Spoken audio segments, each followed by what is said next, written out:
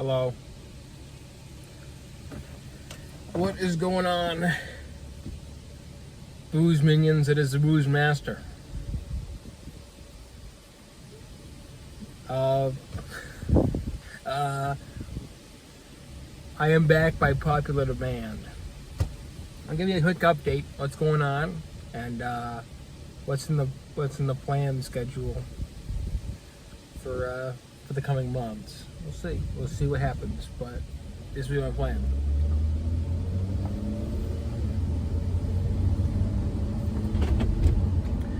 Okay, now a lot of people might be wondering where I've been for the last few months. A lot of my subscribers, my heavy fan base,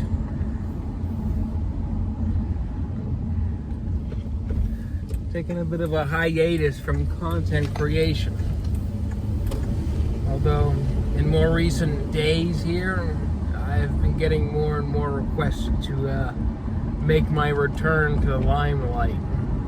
And I had some time this weekend, so I guess I'll just throw a few things at you.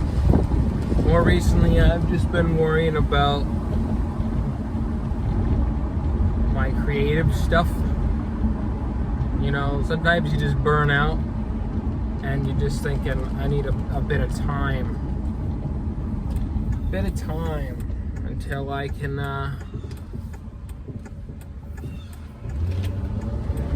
get back into it again, you know?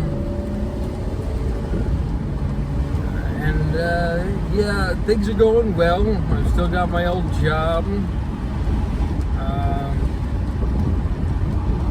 I don't even know when the last video I made was a podcast. That was a long time ago. That was Easter. It was the day before Easter. And it's now August. For context, if you're watching this far in the future.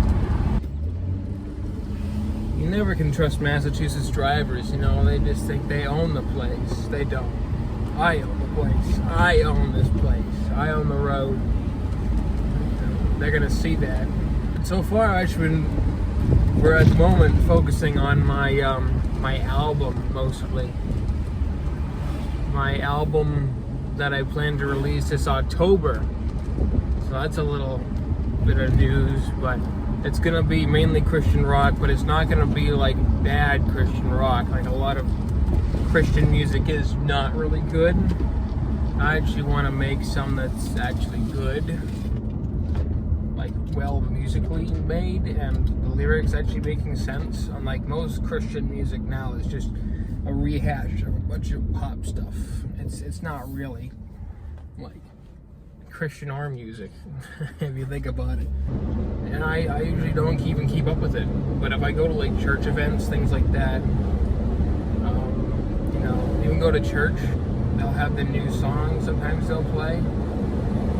And yeah, I'm sitting there, I'm thinking, I don't get it. Maybe somebody will get it, but I don't get it.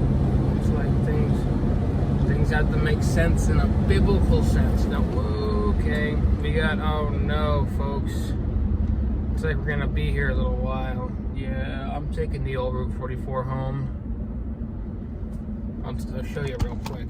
This is Route 3 right now. Yeah.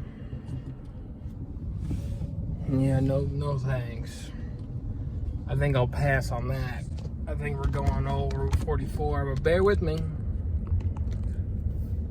Because, yeah, we're not staying on this road. We're not staying here. Old Route 44 it is. Man. See you when I'm on Route Old 44, and we'll talk about what I think about more things. Tell you what else I think about the Christian music industry. So one thing about the Christian industry in particular is that it's not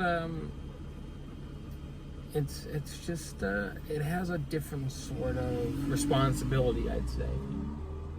This isn't like any other music where it's like you can tell stories, you can tell little pieces of media, whatever.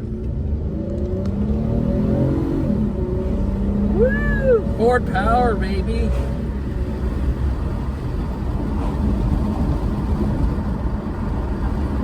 This isn't like that 100%.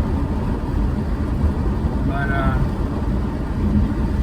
it's different because you're saying to people, whether or not you believe, you watching, you believe in Christianity or not, whether or not that is, you cannot deny that the Christian music industry proclaims to know what is true. Right? Interesting thing to think about. Interesting thing, right? Whether or not you believe it, which you should. You should believe that the Bible is the true life. The Bible is what is, right? Whether or not you think that at all, this Bible music that they make, the Christian music they make, should be a reflection of the Bible, right? It just seems a little, obvious. You shouldn't even have to explain that to you. You should be like, yeah, Christian music should be biblically based. And the problem arises, sorry, I just need to replace my camera angle here. The problem arises with these new Christian brands and these, like Caleb or whatever, I don't know what else they make, but they got like a bunch of people now being promoted by these channels, and it's all, not all, but most of it is way off course. It has nothing really to do with the Bible anymore. It's more just like saying things kind of like vague, like any other song industry, genre or whatever. It's like any other genre, but you're just adding God or Jesus in there. And you see songs that are legitimately like stupid love songs, right? They're just dumb love songs, and then they just say like, oh, I can't believe Jesus would want to dance with me. I'm dancing with Jesus. It's like, dude, what kind of crack are you smoking? And this has been going on for years. People are so oblivious to it too, because people think, oh, it's a catchy song, it's got really nice vocals in it, it sounds so nice, but then like you think about the biblical context of it all, and it's like it doesn't exist. The point of music is to articulate life in song. It's like, it isn't edifying God, it isn't even like telling you anything of substance, it's just saying blah blah blah, blah blah blah, who cares, who knows, like, then they'll bring on people who are like Catholics and people who are not Christian at all, and like, they don't even like say anything biblical, and they're just like, great, here's Father, what's his name, it's bringing a dumb message. It's like, oh, good for him, I guess, but I don't think that doesn't make any sense. It's like, so that's just a little rant about Caleb or whatever, but it's not just about them. They're like the #1 Christian music station, so they kind of set the precedence for what Christian music is gonna play. Like there are like little indie bands out there, and they're all kind of the same. They're like, I feel really good today because God is here every day, and I'm gonna live his way because I love Jesus. And they'll repeat that like 70 times. And is my hair doing that? They'll repeat that for forever, and it's just goofy and weird. And I'm just like, what happened to like the old hymns? Come thou fount, I need receiving something, something. I forget the words because I don't listen to it that often because it's kind of a treat. To be honest with you, whenever I hear that song, it's kind of just a little treat. Come thou fount. It's actually my favorite song. And it's a hymn that was written something like, I don't know, Come thou fount. I think it was written like 200 years ago or something like that. But like there's stuff in there about like being like bound to Christ, like that of like a chain. It's like, bind my heart, Lord, ever fleeting to thy will or whatever. It has genuinely interesting lyrics, and I'm like when you sing a song, you think, well, wow, that's actually an interesting concept. Like, bind my heart, Lord, like a fetter, to like whatever. I don't remember. I'd have to look at the actual lyrics, and we'll go over it sometime in the future. Mark my words. But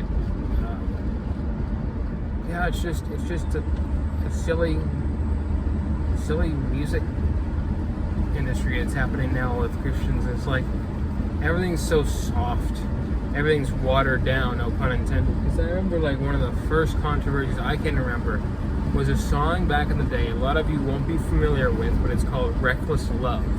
Okay, now this song, everyone who's actually like a Christian into this stuff, they're like, oh, here we go, talking about Reckless Love. Reckless Love is legitimately like unbiblical. Like there's no precedence for reckless love. Like reckless, whenever you think of reckless in your brain, you think like teenage boys getting in a shopping cart and rolling down a hill outside of like Target or something like that into oncoming traffic. That's reckless. And it's like, oh,